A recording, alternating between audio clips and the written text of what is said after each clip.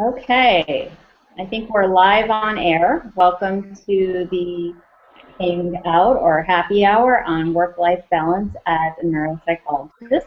We're having a couple of technical difficulties, so I apologize for the delay, but we'll be beginning shortly. All right, and in the meantime, why don't I go ahead and have Dr. Gordati Redding and Dr. Katie Black introduce themselves. Okay, who wants to start? Go ahead, Katie. Yeah. Well, hello everybody. We're really glad to have you on tonight's call. Can you guys hear me okay? Maya, can you hear me okay? Yes. I can hear you. Okay, great. Yeah. Just wanted to make sure. Wonderful. Well, welcome on the call. We're glad to have you. We're really excited to hold this virtual hangout with the Early Career Committee. In case you guys aren't familiar with our group, we are a committee within the Society for Clinical Neuropsychology. I'm currently the chair of the group, and so I was delighted to be able to participate tonight. I'm currently finishing up the last couple months of my fellowship at Baylor College of Medicine here in Houston, Texas. It's a clinical fellowship, although I am involved in research and, as I mentioned, in governance and APA as well. So I'll be speaking more from the fellowship end of work-life balance for tonight. And Dr. Gordati Redding, do you want to introduce yourself as well? Sure. 1 second. I'm sending the link over to Darren again. He didn't seem to have it. Okay. So I'm Dr. Gordati Redding. I am a board-certified clinical neuropsychologist. I practice at North Shore University Health System in Evanston, Illinois, and we're affiliated with the University of Chicago. I've been here for, almost 4 years now. And it's a mix of outpatient clinical work, inpatient clinical work, a little bit of research, and a lot of training of externs and a fellow. Great. And it looks like Dr. Darren Cobia was just able to join us, so I apologize for the technical difficulty. Darren, if you want to go ahead and introduce yourself. Sure. I'm an assistant professor at Northwestern University School of Medicine in Chicago. What else do we need to say? Let's see. I did my graduate training at St. Louis University in St. Louis. I went on internship at West Virginia University Med School, and then did a postdoc at Northwestern and stayed on there as faculty. So currently I'm there as a faculty, and I've been in that position for about 4 years. So. Okay. And I'm sorry, what was that last part? Oh, I said, and I made it. I'm here. So. Okay, thank you. Yeah. Well, we're thrilled to have all three of you with us, and I think you're all equally well qualified to speak about the difficulty of being a neuropsychologist and having a life outside of neuropsychology and how you juggle those responsibilities. So I wanted to start off with a couple of questions and get a sense of about how many hours a week that you really work and kind of what your schedules are like. And the idea of this is to give individuals who may be viewing tips and techniques, and we'll also have a slideshow that we'll share with individuals. Okay. Anyone want to start? Sure. So I set my hours to be pretty strict, largely because I have a small child, so I'm tailored by the child care demands. I tend to work 8:30 to 4:30, Monday through Friday. One of those days tends to be a writing day, which I can do from home or at work. So I would say it's a pretty good balance of about 40 or so hours a week. I would say that it is challenging after grad school, though, to make the balance work and say no to great opportunities that come your way, and learn to become very efficient with your time. And what kinds of things have you done to become more efficient, and what kinds of things have you had to give up along the way, too? Sure. I think in order to be efficient is just setting specific goals and times for when you're going to do things. If you have a whole day to write a report, it'll take a whole day. Whereas if you give yourself 2.5 hours, you can actually do it in 2.5 hours. Also, just finding breaks during the day. So, for example, a colleague and mine, we go work out in the middle of the day, usually from 12 to 1 or at the end of the day from 4 to 5 to get that extra boost of energy. That's pretty incredible. It makes it worth it. It's fun. Amy? Yeah, so, for me, it's kind of not a static thing, my work-life balance and the things I'm using to manage that difficulty. And part of that is just, I think, by virtue of the training that I have, because, I'm on fellowship now, and 2 years ago I was on a one-year internship, and the year before that I was involved in grad school. And even from year to year, I think the types of activities that you're required to participate in and the other things on your plate in graduate school really do change year to year. For a long time when I was in graduate school, I think the thing that really worked for me was just sort of lump certain activities in certain days. I just sort of called it chunking, like I knew that this day would be my research day, which meant that day was my therapy day, which meant that day was rotation A and that day was rotation B. And that actually worked really well. And then I had more flexibility in my schedule with graduate training, so I really could sit and spend like 3 or 4 hours working intensely on a research project, and I got a lot done that way, and that's how I stayed productive. I find that same strategy does not work as an intern, as a fellow. So I think it's important when you're trying to maintain work-life balance to always practice self-monitoring. I know that that's worked for me, and if you see that something's not working, and then be willing to try doing something a little bit different. And then again, with self-monitoring, being able to check and see if that's actually working for you or not. Because of the clinical demands that have really changed for me on internship and fellowship, I got some good advice. One was I asked my mentors what worked for them. I found really productive people and said, what's been your recipe? One thing I learned was even if you have 15 minutes, really try to make it a productive 15 minutes. Try to set some goals for yourself and say, what is it that I can feasibly get done or make a dent in? So even when I'm sitting at my desk, I try to stay productive, and I find that just by putting in little bits of time, it can really chip away at tasks. So for me, during fellowship, I think that's been one of the biggest things, is staying flexible, trying different ways of approaching the tasks on your list. And as I'll talk about towards the end of the presentation, help can come from a lot of different places. So it's not just something that you have to go alone, that there's lots of tools at your fingertips to use, and I'll talk about that a little bit later. And how many hours a week do you think you typically work? Well, I would say required, probably 45 to 50. With the extra governance work and other things that I tend to take on, I'd say probably more in the ballpark of 60 to 65. But that's by choice. Mm-hmm. And Darren, what about you? Yeah, so I think, just so everybody's clear, I don't have this whole work-life balance thing figured out. I wouldn't say ideal or an ideal model for this kind of thing, but I do the best I can and make it work. So for me, my schedule's pretty flexible. I'm split across 3 different demands at the university. So I'm in the clinic part-time, I do research, and I'm also involved in teaching and education. So I have some degree of flexibility with how I schedule those things, which is really nice. I would say I work about anywhere from 45 to 65 hours a week, and it just kind of depends on if I'm in the thick of teaching a class and a grant is due versus a paper, or if I just have a lull for teaching and education requirements. And all that's needed to do is see a patient, write a report, those kinds of things. It's been really convenient. It's been really quite nice the way I've been able to schedule my workload. So if there are times where I need to balance and address or deal with things at home, I'm able to come into work late if it's like a research day.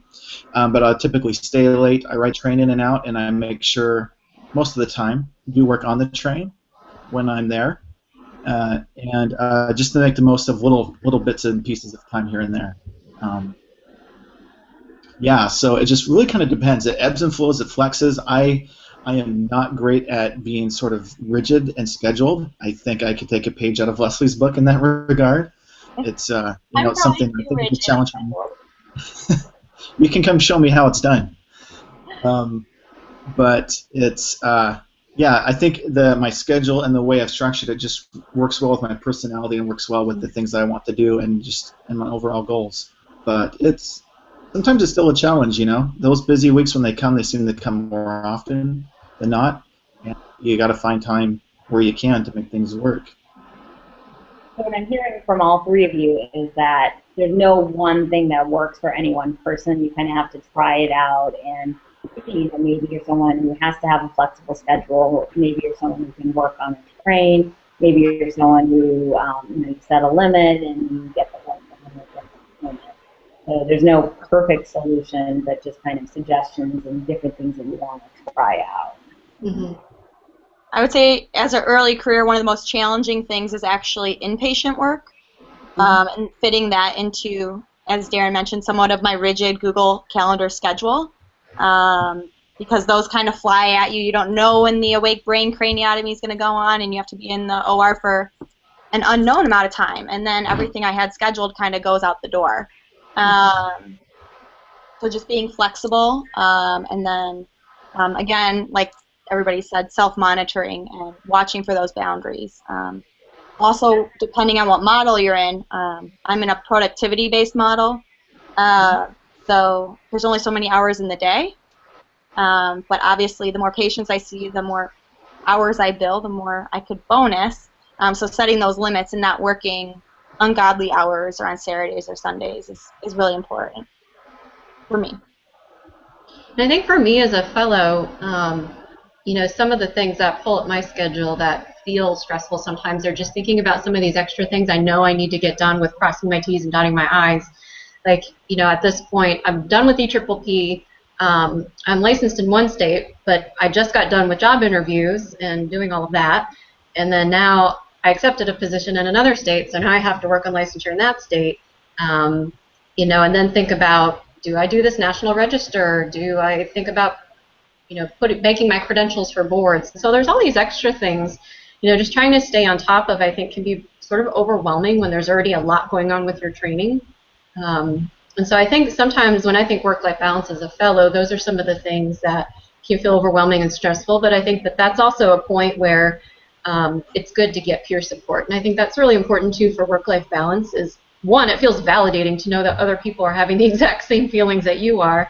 And then, two, being able not only to just talk to, like, same-level peers, but people a couple steps ahead who might be able to help you anticipate things and then tell you it does get easier to some extent in that regard on the other side.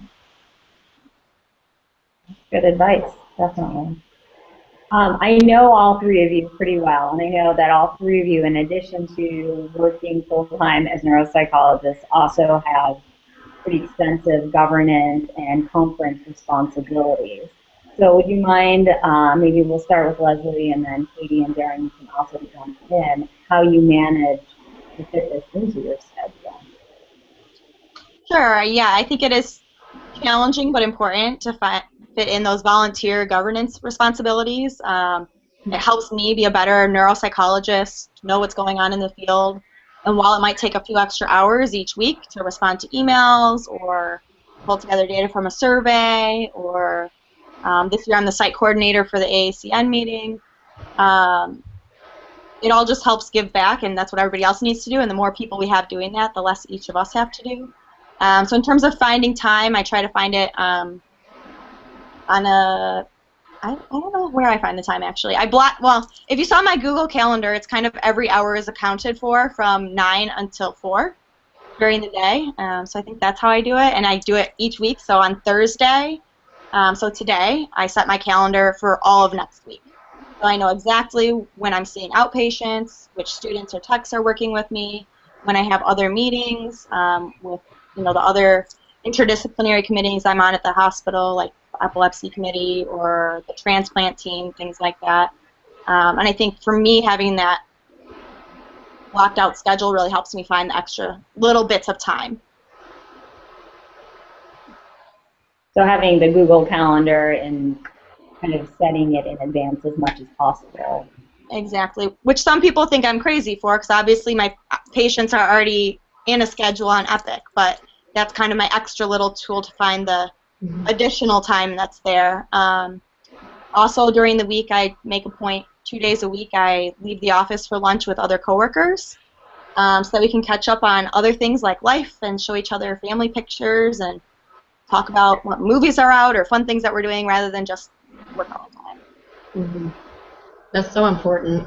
Mm-hmm. So for me, I find governance work kind of like Leslie said, I find it so rewarding. I actually really look forward to that, and so in a way I kind of build that in as like a treat for myself each day.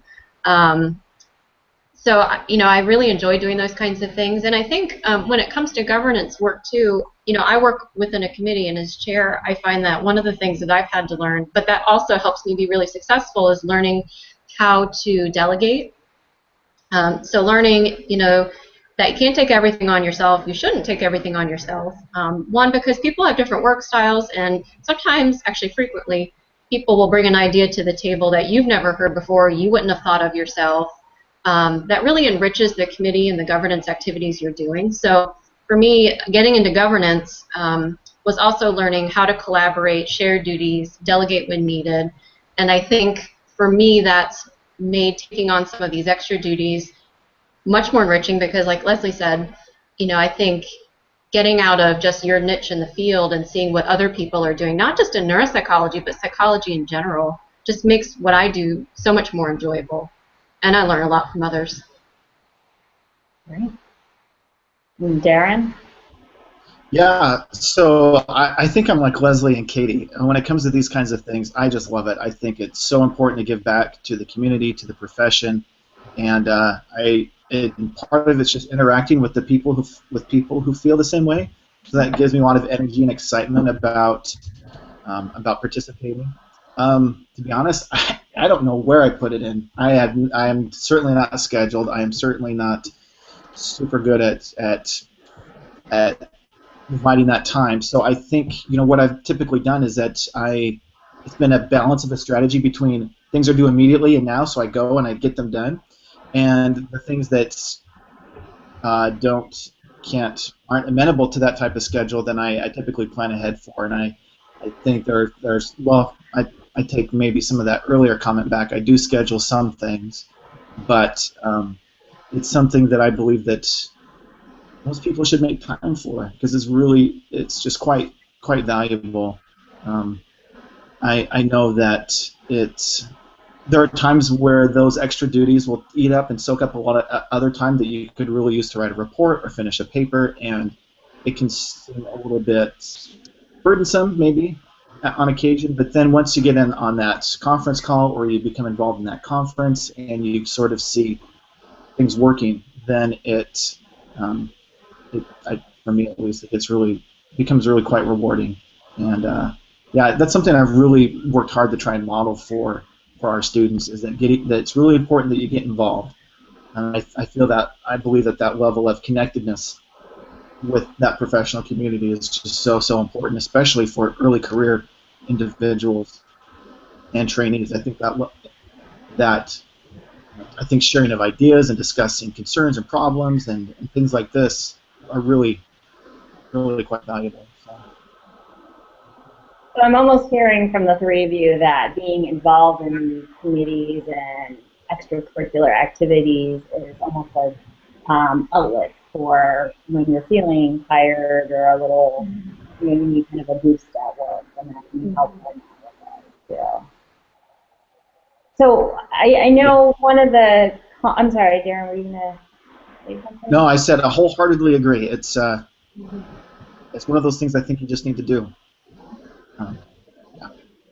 I know one of the comments there recently that we saw was someone was suggesting that they often write papers while on vacation. And there was kind of a lot of feedback about this, and some people thought, well, if that's when you do it, and if you enjoy it, great. And other people thought, I don't want to be doing that. I don't know if it's the right style for me. It might be the right style for some people, but I'm kind of wondering, when do you choose work over home life, and how do you prioritize one over the other? And are there certain scenarios in which one has to take precedence over the other? Maybe we'll start with Leslie and then go to Katie and Darren again. Sure. For me, I've kind of had to draw the fine line between work and life and a home balance. So for example, I do a lot of inpatient consults. And if I continued to take them and always see them after my outpatient at 5, 6 o'clock at night, the hospitalist, the physiatrist would get used to that. And it's not what I wanted. So being able to say no is really important, and things can wait. Even urgent inpatient evaluations can wait until the next day when you may have more time for it. I absolutely would never do any work on vacation or the weekends. I have a pretty hard and fast rule that work stays at work. First of all, I do mostly clinical work, and it's a violation to take charts out of my office. God forbid something would happen to them or my car would get stolen, then it's a HIPAA violation. While I can access charts from home, I very rarely do. I may look at my schedule. In fact, when I go on vacation, I don't even take a computer. That way I can't access email. I turn my email off. I set my phone to I'm out of the office and have another neuropsychologist cover me, which I'm fortunate enough to be in a system where I have that built in for me. And I think you make a really good point, too, that I think especially as early career psychologists, we're reluctant to say no because we feel, oh, we're just getting off the ground and we have to take on as much responsibility as we can. So I think being able to say no is very important. And we, you know, as I'm hearing you say it, I'm thinking, oh, that's a good idea. I should do that more often. And it feels very awkward the first few times you do it because all through your whole life, and especially through grad school, anytime a great opportunity comes along, you really felt like you had to say yes, and then it benefited you. So it reinforced that behavior of always taking things on. But at this stage, once it's your career and you get to decide what you're doing with it, always saying yes can actually be more harmful than good. I agree with that. I absolutely agree. I mean, I think saying no is a part of self-care, and we don't talk about it that way, but I think you do have to be protective when it comes to self-care. We actually had a question already on the Hangout. It says, Mayo Clinic recently published a study showing increasing rates of burnout among physicians with rates now over 50%. Do you think the rate is as high amongst neuropsychologists? Have you ever suffered from burnout, and how did you cope with it? And I read that now because the reason why I learned to say no was because I burned myself out in grad school. So when I was in my second year of grad school, I had no idea I was taking on too much. I didn't learn to recognize the signs because I didn't know what the signs of burnout were yet. And I totally hit a wall. And it was actually picked up by one of my advisors. She noticed that my report writing wasn't quite as tight and concise, and she called me into her office and told me this wonderful story about how something similar had happened to her. And so she was very validating and said, you know, in this profession it's easy to take a lot on, and you know, notice what those signs are. And so now I can tell when I'm starting to take on too much or I have too much on my plate, and I can sort of readjust my priorities. And part of that is learning to say no, because like Leslie said, especially in graduate school, you want to take on all the opportunities that come your way and get attracted by all the bright, shiny things, as a former friend of mine said. But, I mean, I think at some point, especially as I'm getting closer to starting my actual career, I'm learning how to say no and set boundaries. And I notice that I actually get more energy back as a result, and I'm better at the things that are on my plate. So I think that's really important. Related to the burnout part of that, I would just reference Jerry Sweet's salary survey each year. I know he has a whole section on satisfaction and with your career, with your salary, with all those sorts of things. And I would say, I don't recall the exact figures, but it was fairly high. I would say that the level of burnout or people leaving the neuropsychology career that answers those salary survey questions is very low. Would you guys agree with that? That the burnout rate is fairly low, you said? Yeah. I know very few people leaving the profession, for example. Yeah, I think if anything, people seem to retrain in their own psychology, so somehow we're able to attract people despite the, I would say, longer hours we often work than other psychologists.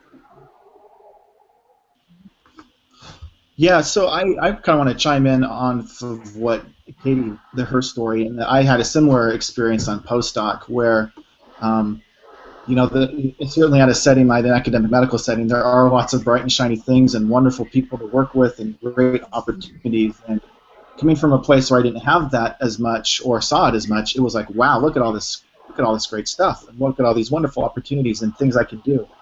And it became an exercise, maybe not so much in burnout, but realizing I stretched myself too thin. And I diffused myself too much, and I spread myself too much across varying responsibilities and opportunities. And what that resulted in was, one, people knew I was a yes man and that I would agree to anything, so people would keep coming to me and asking me to do things because I didn't know how to say no. Two, I wasn't as productive as I could be in the things that mattered to me. I was a little bit of everything, but not really good at something or one or two things. Consequently, it kind of delayed a lot of the important professional milestones I wanted to accomplish. So things like getting enough papers done or writing some of those early training grants, I was able to do some of that, but not as much as I could have if I had really said no, focused on what was really important to me professionally, and didn't let anything stand in the way of me accomplishing those things. And that was something that took a while to learn. But it's some advice I try and give as much as possible, that learning to say no is certainly a skill, and it's certainly something that we should as professionals develop, and understanding our limits and our bounds. Now, that's not to say you don't want to go around being a no person, right? And closing off doors and opportunities. And that, I think, is really the trick, is understanding the balance. Do I pursue this opportunity to work with this team in transplant and be the neuropsychologist on their grant versus working with somebody in neurology, or focusing on my own work within my department? What types of opportunity will help me, one, will help me feel good professionally, two, look good for the promotion and tenure committee because I want to advance in rank, and also, and this is my own thing, just kind of general global karma kind of thing, make the world a better place, I guess. What makes me kind of feel good, get up in the morning and want to contribute to society. So that's sort of some of the hard knocks I had to learn as a postdoc. But hopefully I've been able to do some of that. I think one of the things that's important to do too is, like, basically kind of, we're doing this as a start tonight, but creating a dialogue in a place where a communication climate where it's okay to talk about these issues, being scared about burning out, taking on too much, how do I manage, how do I cope, how do I deal with the stress. In fellowship, I dealt with a parent who was ailing. I have a chronic health condition myself that very much gets aggravated by too much stress or too much work. And so I think creating a place where you can have at least somebody to talk to you about this, somebody that can help you problem solve and think your way through these issues, somebody who can validate what you're going through, because certainly all of us at some point have had stresses that it's not like we walk around with these written on our t-shirts, I'm taking care of a parent, I have kids, I have financial stress, I have a home loan, I'm moving, I'm getting board certified. There's another question related to that. And I think being able to connect and find a place to talk with each other about these and really support one another, because that was what really made the difference for me in my second year, is one, having a mentor who recognized it, helped me catch it, and helped me problem solve. But also, I talked about it with my peers, and it was amazing, actually, the response I got from my fellow students at my grad program, who a lot of them said, you know what, I've had the same worries, or I've maybe taken on too much, and what did you do that helped? Maybe I could try this idea that you had. And so I think, moving forward, if our profession could continue that discussion and that dialogue, I think it's really to the benefit of all of us. I think that's a very important point that you make, Katie, and I think that this is an excellent place to start in terms of saying, how do we talk about this? And I think it is a very, I don't want to say wishy-washy, but it's not like a clear-cut thing. It's not something like, giving feedback or writing a report where you can just say, here's what you're going to do, and it's going to work for you. You're going to have different challenges in your life. Not everyone is going to know about them. You're not going to want everybody to know about them, and then there are going to be times when you just have to step out as well. I know you had told a story recently, Katie, about kind of realizing that you were overwhelmed when you were dealing with something. Would you mind discussing that with other people? Or which story was that? I'm sorry, you cut out. Sorry, when you were going back for your father's funeral, and you were kind of in the midst of a lot of work. Is that something you'd be comfortable sharing? Yeah, I mean, I think if it's all in the sake of learning, you know, I can share some details. So, you know, I went through fellowship this year, and my father, very healthy, ran marathons, never smoked a day in his life, got diagnosed with cancer. Actually, the very first week that I started my medical neuroscience course here in fellowship, which is meets every day. It's a pretty intense course on top of existing duties. So, you know, managing that, flying home to help out family, and then he passed away during Thanksgiving, and you know, I was taking calls from a supervisor during the week of the funeral, and you know, it was just a pretty overwhelming experience. Fortunately, you know, I talked to my training director, and I talked to fellow trainees that were in the area, and they were able to help get me notes for the course. I talked to my lab instructor, and they were able to adjust my workload for the course. And for fellowship, I was able to get some time away from fellowship. And so I think, you know, for me, across that experience and across the one that I had initially when I was in grad school, I think just communicating, not being that person that sort of suffers in silence. And I think, you know, by being able to reach out, getting the help that I needed really made all the difference, because I think people really did want me to succeed, and unless I actually told them what was going on instead of just trying to gut it out, I think was what made all the difference. Thanks. I do want to get to the question on board certification, but before we do that, Darren and Leslie, would you mind talking a little bit about how you manage childcare with your spouse and how you manage to juggle that with your responsibilities and stuff? Darren, you're more seasoned at this, so I'll let you go first since I'm still figuring it out. Oh, it's unfortunate that I probably, yeah, well, I question my status as a role model, but my situation was a little bit unique in that I entered graduate school with an infant child. I was married, and I had a 4-month-old child, I think, and then we had our second right before internship, and then our third, gosh, about 3.5 years ago.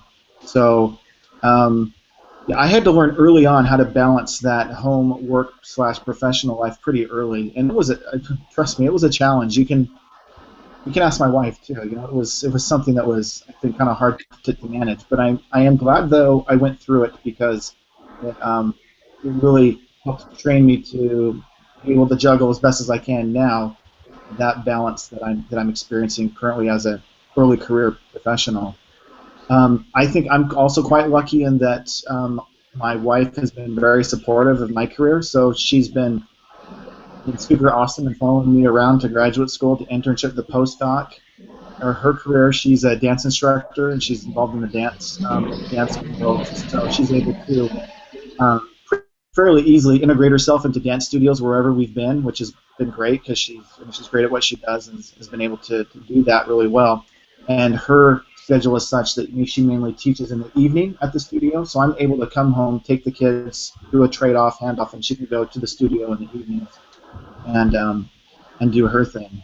So we've never had to use childcare, never had family around to ever support us in that, and we've just generally made it work, which has been pretty good. But as you'll find, as your kids get older, the life gets busier. They get involved in activities. They want to do things like soccer and gymnastics and dance, and you know, what is this thing? We should just, you know, hang out at home or something. They got to be run around, and they have activities and other things. And I found that as long as I've put them first and let the kids know I will be there for that recital, for that competition, and that's, I think, what makes the difference.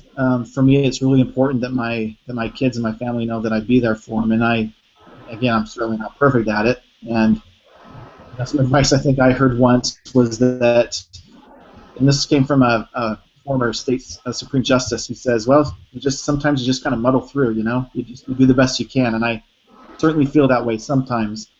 But you know, being there for the kids, being there for important events and milestones for them and for your spouse, I think, are certainly valuable. So when it's, you know, a paper's due or a grant's due, I'm able to, or I trust myself to shut that off go to the activity and event, and it's not uncommon where I find myself up late at night kind of working on those things, but that's the sacrifice I'm willing to make to balance these competing roles and responsibilities.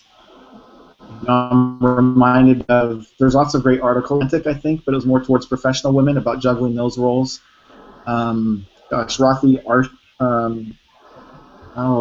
Rothschild, I think is her last name. She wrote a book called The Time Bind, and it's a great book about learning how to, more particular for women, but juggling that role of like both professional life and home life. And you're number one sometimes in that role. You're number one in both positions. So learning how to balance those things, I think, is critical. And at least for me, I see much more added value by putting family first, or letting them know, is communicating that as best as I can. Again, it doesn't always work out all the time, but that's my intent. So whether intentions, whatever intentions are worth, that's kind of what I'm at. Yeah. And Leslie? Yeah, so for me, I think pregnancy while working and then having a child has been one of the most challenging but also most rewarding aspects of life so far. Gosh, where do I start? There's so much I could talk to you about, but in lieu of time, so towards the end of pregnancy, when you're really tired and not sleeping well, I was empathizing with my patients who complain about attention and processing speed and memory after not sleeping well, because it really does happen. So on the inpatient side of things, they were giving me a lot more breaks. Intraoperative mapping that usually takes 2 or so hours, they were giving me breaks, which I thought was really remarkable for the neurosurgeon. But like Darren said, just being upfront and communicating with them about how you're feeling and how you're doing is important. I had really bad morning sickness. There were many days when I was in the middle of the interview with a patient and had to run outside my office to the garbage can, and everybody's really understanding, so kind of taking it in stride is important. I was fortunate enough to be able to get the 3 months off of work, and then I returned on a gradual basis, full-time. I was seeing patients only 3 days a week, cramming in my responsibilities, and then I gradually returned to 4 days a week, and now I'm between 4 and 5 each week. There are days that are hard, when a 1.5-year-old isn't sleeping at night and is sick and teething and throwing up all over you. Coming into work the next morning is not easy. In fact, I started drinking coffee for the first time ever. I didn't do grad school or anything, so coffee is great. Otherwise, I'm just trying to block off that time. In the winter, Addison entered swim on Tuesdays at 5, which meant I had to leave work at 3:30, and everybody knew I was leaving. The students, the patients, everybody knew I was leaving at 3:30, no matter what. So I think it was really important to kind of set that precedence. And then they weren't surprised when they looked for me at 5 o'clock and I wasn't here. So let's talk a little bit about not just board certification, but also the ECCC and studying for licensure. Since there are still some individuals who are in the process of that, when did you start to study for ECCC? And I think, Darren, especially because you were juggling 3 kids at the time, presumably that'll be very interesting to find out. And Leslie, when did you start your board certification process, and how long did it take you? What kind of tips and suggestions do you have, and do you think there's an optimal time to do it? So let's start with the ECCC question with Darren. Yeah, I think this is probably one instance where I did take a page out of Leslie's book, and I was very particular about how I studied. So there were so many nights during the week I just, talked to my wife and said, look, I've got to study for this. I need to be licensed. That's kind of important. So we worked out a schedule where I just, after work at 5 o'clock, I stopped all work-related activities and then studied for the ECCC for about 3 hours. And I did that, I think, 3 nights a week. And just continued that at a regular pace, studying, taking the exams until I felt, I don't know if I was an anomaly, but I went to ECCC feeling very good about it and coming out feeling very good. I think it had to do with that level of preparedness. So I wasn't really concerned at all. I stuck actually to that same schedule for the ABAP written, so I've taken the written and passed it. And so, yeah, I'm kind of in the middle there. So don't yoo-hoo yet. I don't know if we'll see how far I get, but that same level of dedication. It was, I tried to energize some of my colleagues and say, hey, we got to do this together. Let's kind of, make this a group thing, and that kind of, people will get busy, right? And I realized that there's no better time than the now. I've really got to do this, so I just stuck to the schedule, passed it, which was maybe over a year ago. So now I'm in the process of needing to do that for my written samples, which I have one of, and I just need to select another, and then be prepared, hopefully, for orals soon, and then get that tucked away. But that's, again, that's probably a good example where life has kind of gotten away from me a little bit, and I haven't been able to focus as much on finishing out the ABAP cycle in as timely a fashion as I would like. But thank goodness they gave you 7 years to do this whole thing in, right? So. You're getting it done before the end of 2017, Darren. Come on. Oh, yeah, I hope so. I know I will. It's just I'm getting it done. It's just, yeah, lots of things going on. So. And were you able to study in a group while you were studying for this, or was that impossible because you had children and you had a schedule that you had to adhere to? Was that for me, that question? Yeah. Yeah, so I ended up being by myself. Yep, if I develop a schedule, I'm pretty good at sticking to it, and if I get in that zone, and that's a schedule that I think really works well for me. Again, I couldn't do it where I was gone every night, or certain nights depending on my wife's schedule, so I really had to adjust for those things. Occasionally, begrudgingly, there was to take off and just do like 3 hours or 4 hours here or there, and study. So, there were, in the beginning, I think my schedule worked with others to a fair degree, but I think they were just involved in other pursuits, and I just had to push forward, knowing where I was and how much I had studied. It would not have made sense to back out or let that trail off. So. Thank you. And then Leslie, maybe you can talk a little bit about your study process as well. Sure. So for the EPPP, I was fortunate enough to have time over lunch during my fellowship the first year to study over lunch, and I did that for a month straight over lunch and then took the exam. And unlike Darren, I did not feel good coming out. I felt like I had failed and passed, so whatever that means. For board certification, I think one of the most important things everybody can do, and you can do this while in grad school, is submit application for early entry. It's only $25 rather than $125 when you're done, so you save $100. And then what they do is they start your file with your documents. So as soon as you start to accumulate each of the steps, like when you complete internship, when you graduate, when you complete your fellowship, you can submit all those.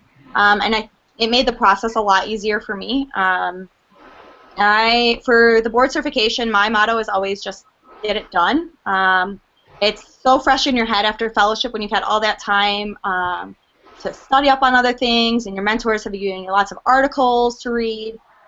So literally what I did was, when I first started, I made the decision, despite my productivity model, to take every Thursday afternoon for the first 3 months. And I just studied for the first 3 months and passed. I thought it was actually a really good experience, and I'm sure that most people who go through it do. I felt like a much better clinician, much more prepared for my patients, and then thereafter, by the time I was done with the written, I had my 2 work samples, submitted those. Then right after the work samples, you take the orals. Orals really, honestly, is not a lot of preparation. You've already studied not that long ago for the exam, or I did it as fast as I could, so not that long ago for the exam.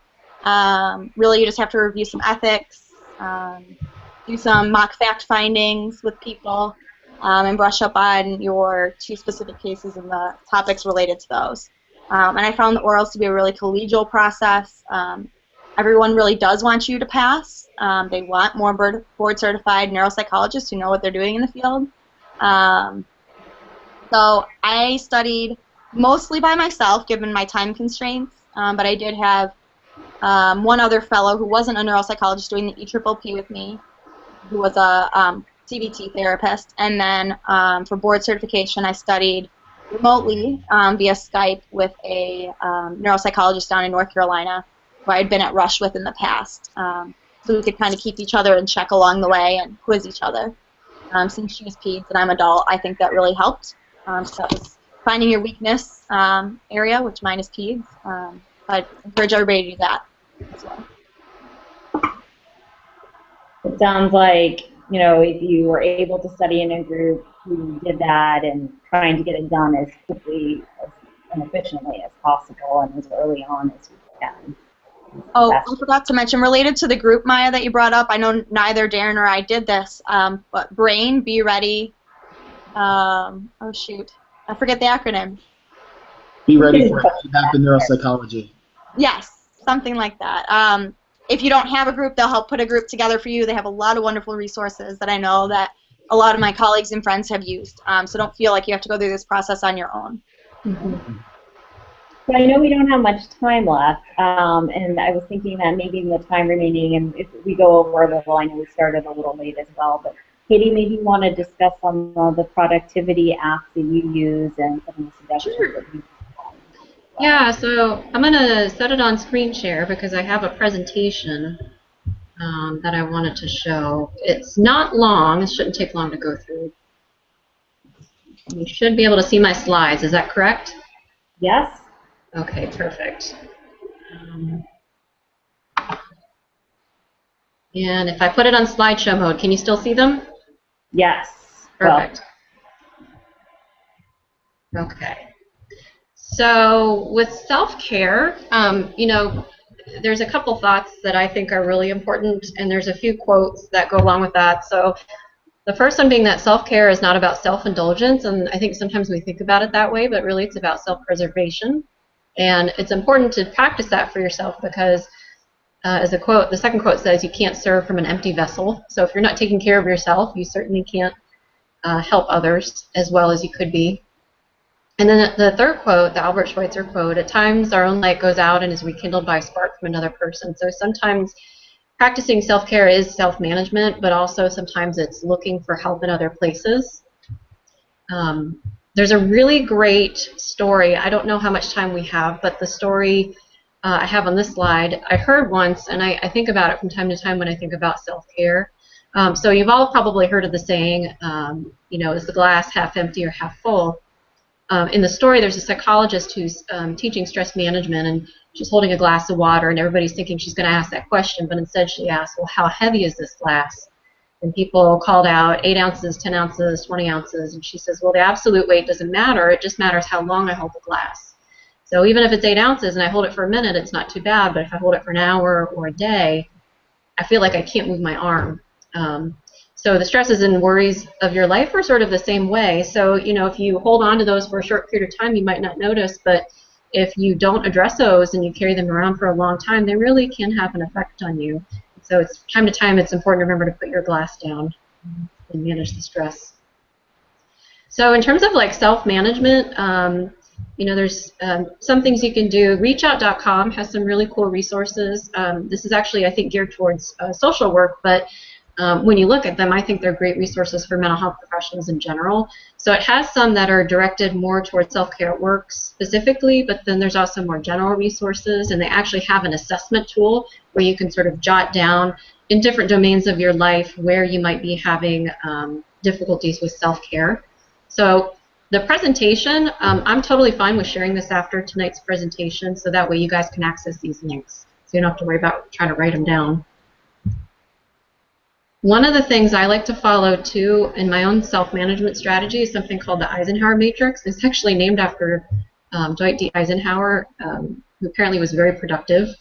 And so he had this sort of decision tool. So whenever you have a task that lands on your desk, now one of the things I practice, because I just learned about this about a year ago, is I try to decide which box of these 4 that it falls under. Is this a do type task? And I'm very type A, so before I ran into this chart, everything fell in that box.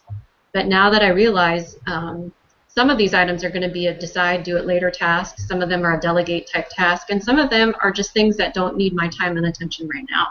So this actually really helps me make that differentiation and prioritize my tasks. So that's for y'all. And there's also something called the Pomodoro Method. And this is a time management technique that you may have heard of. But essentially what this is you're being mindful about how you use your time, and you set that in specific intervals. So for every half hour, you might work 25 minutes and take a 5-minute break, with that being a true break, not diddling on your phone or being on Twitter. And then after 4 of those Pomodoros, or those intervals, take a longer 15 to 30-minute break. And so what I'll actually do is I have tomatotimer.com, and there's also pomodoro.com, I think. But there's different websites that are free. I just keep it open as a tab on my computer, and I set when I want to take my breaks, and it actually provides an auditory cue for me to get up and take my break. And I'm actually much more productive during the day as a result. And there's apps as well that you can download that are free, including 30/30 and Focus Booster. There's also professional resources. So most people don't know that APA actually has an advisory committee on colleague assistance. And so they have a toolkit, a website, they have an email. So this is available to you as a psychologist and neuropsychologist.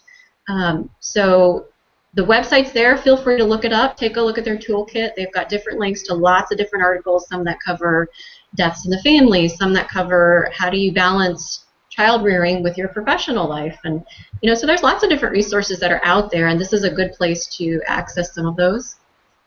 Also, of course, with the Society for Clinical Neuropsychology and our Early Career Committee, which we're hosting this happy hour tonight, we really want to try to make an effort to include more efforts geared towards mentorship and cultivating work-life balance. One of the projects that we would like to get started with our Early Career Committee is a mentorship network where we can pair early career individuals with people that are further along in their career. And sometimes having that guidepost to help you along the way can be really helpful. And maybe even getting peer consultation groups set up. So I think that's really valuable to have that resource available to you. And then, as Maya mentioned, there's also a ton of digital resources. So I can't take credit for a lot of these. I've heard about these from friends, but some of them I do use. So most of y'all probably have something like an iPhone or a Galaxy. Most of us have smartphones these days, or iPads, and these things are just really available out there. So some productivity apps that you might find helpful, and if they're not free, then they're typically very cheap. I use Evernote myself, but Todoist and Wunderlist are apps that are actually digital workspaces that allow you to write notes and then sync them across your personal devices. So when I have a thought, rather than relying on my prospective memory, which ain't so hot during fellowship, I jot it in my Evernote, and then it automatically syncs with the Evernote website. So if I log on my computer or on my laptop somewhere else, it's automatically there. So that's individual work. If you're trying to collaborate in a team, there's apps called Asana and Flow.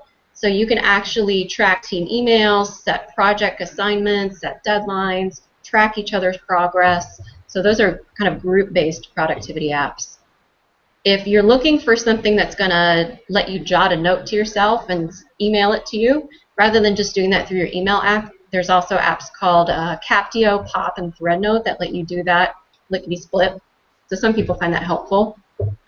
Or Google for everything. There's so many apps on Google. When I was looking and doing some research for our talk tonight, I came across a few new ones. So the one that we're using for this virtual hangout is just called Hangouts on Air. So if you're looking, for example, to say do a peer consultation group, why not use Hangouts? It's very easy. If you have a Gmail account, it's free. I also have really started leaning on Google Drive for cloud storage. I use Google Docs when I'm doing group projects or research projects. For time management, I use Google Calendar. It syncs on my devices. And actually, just the other day, Google released a productivity optimization feature on Calendar called Goals on Calendar. So that actually looks at your schedule according to specifications that you set and finds free time in your schedule that it then coordinates with your to-do list. So it sort of finds you free time which you can do to get things done that you might not have seen yourself, which I thought was pretty cool. And I haven't done this myself, but there are now apps that let you gamify your task and to-do list. So one that seems to be popular right now is called Habit RPG. So you actually can assign a little avatar for yourself, and every time you finish and check off one of your to-do list items, that suddenly is an achievement where you can collect loot and rewards and level up your character. There's all kinds of gamify apps for different aspects of your personal life too, so not just for work to do items, but if you wanted to manage up your finances or start working out more or manage your stress better, there's all kinds of apps for that, and I've included some of the most popular ones on this slide. Then there's apps that help you concentrate better. So I actually use all three of these. When I go to the coffee shop and I do some writing, or when I'm sitting in my office at work and there's a lot of ambient noise out in the hallway that I'm trying to reduce down so I can concentrate, I'll upload one of these three apps, and it actually provides an output of noise that reduces the ambient noise in the background, and it actually helps enhance my focus. So these, most of these are free, I think, or they're at least free versions. So these are all really great apps to help you concentrate and focus. And then there's a bunch of apps for self-care. So Intent and Balanced help you set healthy habits. If you can plug in intentions, it'll send you reminders. Virtual Hope Box is one through the DoD and VA system. That actually sends you reminders and different options that you can choose, so when you have a stressor in your life, it'll let you select from things to distract yourself, to meditate. It'll remind you to do this relaxation exercise or to journal something. So it's kind of like a prompt for self-care. There's also journaling apps if you want to do journaling exercises, meditation, breathing and relaxation apps. Breathe to Relax is another one through the VA system. So all in all, the most important thing, I think, and I mentioned this earlier, is I think just to give yourself permission for self-care. So give yourself that permission slip to provide yourself self-care in any way that you see fit. And if that's managing it yourself, consulting with your peers, accessing professional resources, or just using some of the digital resources that I covered, then I think that's a good way to target your self-care. So that was a really quick rundown, but I can send that out afterwards, and hopefully you all found those to be helpful. That was great, Katie. Thank you. Mm-hmm. I think that'll be very helpful for everyone. So we do need to wrap up. Does anyone have any final tips or suggestions or anything else they want to say? We'll start with Leslie and then go. Sure. So I think a few last tips was, as Katie was going through that, I kept thinking of, we always tell our patients, be mindful of what you're doing, exercise, make time for yourself, things like that. You need to take that same advice. And then as your career progresses, it becomes harder and harder to get goals for yourself, especially once you've met goal certification. I went through a period of goal, and that was difficult. Continue to set goals for yourself. Feel good about what you're doing. And not work all the time. Thanks. We're getting some feedback. Sorry.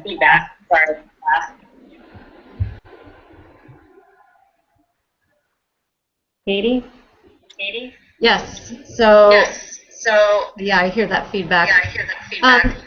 I think I kind of mentioned some of the summary points, but I think the biggest thing is self-monitoring, communicating to others when you do need the help, and then just trying to be aware of what resources are available to you. So if you do need the help, if it's self-management, getting help from others, from your profession, or digital resources.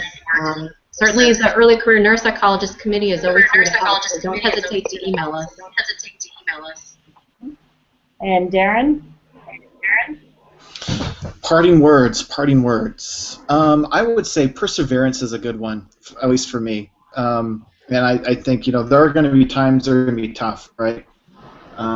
Things kind of ebb and flow. They go up and down, but just recognize and realize that there are brighter days ahead, that sometimes you just have to put your nose down and push through a few things on the short end for long-term gains on the back end. And times that means front-loading some of those more difficult situations or challenges so that you get to a place where you want to be in the future. I know that can happen both professionally and personally. So don't be afraid to buckle down in the short term to make things work better for you in the long run. because time's going to pass anyways, right? And you might as well do it. I mean, do something and make it worthwhile in the long run. So that, and I think just, gosh, this may come off as psychologically cliche, but being mindful, engaging in some mindfulness, have a level of self-reflection, recognition, and mindfulness that of where you're going, what you're doing, kind of like what Katie said about setting goals, thinking for the future, but spending some of that, again, me time, thinking and pondering about what are my values, how do my goals reflect my values, and what do I, and what are the small details that will help me get to that point. Sometimes I think a lot of times and certainly happened for me, it's like what are my values in this situation? And how are my goals informing that, whether it's professionally or personally? So I think that level of kind of introspection or mindfulness can be really helpful. Well, thank you all so much. I know you're all very engaged, that's why I asked. So thank you all for joining us and for all helpful and valuable advice. Thanks for having us. Thank you. Thanks. Have a good night.